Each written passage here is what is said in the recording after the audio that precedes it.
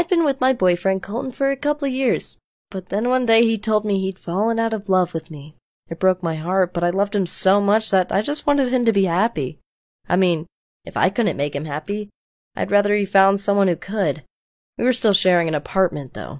My friends thought it was weird, but I hated living alone, and I didn't have the money to find a place by myself. We still got along okay, but then Colton told me he needed some space, so he was going to spend the weekend with his parents. Alone and feeling sorry for myself, I called my best friend Christine to ask if we could meet up, but she said she needed to look after her daughter because she had a fever. I offered to come over, but she said she didn't want me to get sick too. I ended up binge-watching sad movies on Netflix all weekend. Colton came back on Monday. He told me he'd hung out with his parents doing nothing, but when I took out the trash, I noted some crumpled-up zoo tickets for 2 adults and 1 kid. It was so weird. He'd said he hadn't gone anywhere, so why would he have zoo tickets? Even stranger, why would he have a kid's ticket? Had he lied to me? Had he been on a date with a new girlfriend? I told myself to stop thinking about it. I mean, it wasn't my business. It was over between us. But I couldn't stop wondering. What if he'd broken up with me because he found someone else? What if he'd been seeing her behind my back? I decided to do some detective work and bought a GPS tracker I could follow with an app on my phone.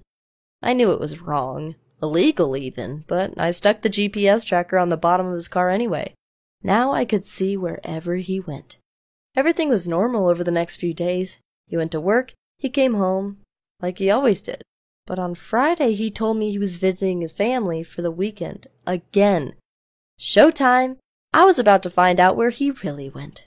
As soon as he left, I got into my car, I opened the GPS tracker app and followed him, keeping my distance so he wouldn't notice. I thought I recognized the route, and when he parked, my heart dropped. We were right outside Christine's place. It all made sense. That's why I'd found the kid's zoo ticket. I told myself it was just a coincidence. Maybe he was just stopping by on the way to his folks. I had to actually see them together to be 100% sure. So I parked my car close to the building so I could watch the entrance. It took 3 hours of waiting, but eventually I saw all 3 of them coming out together, and my ex-boyfriend was holding hands with my ex-best friend. It really hurt to see them all together. I'm not the kind of person to make a big scene, so I didn't confront them. What would be the point? It wouldn't change anything. Instead, I drove home and lost myself in a tub of ice cream.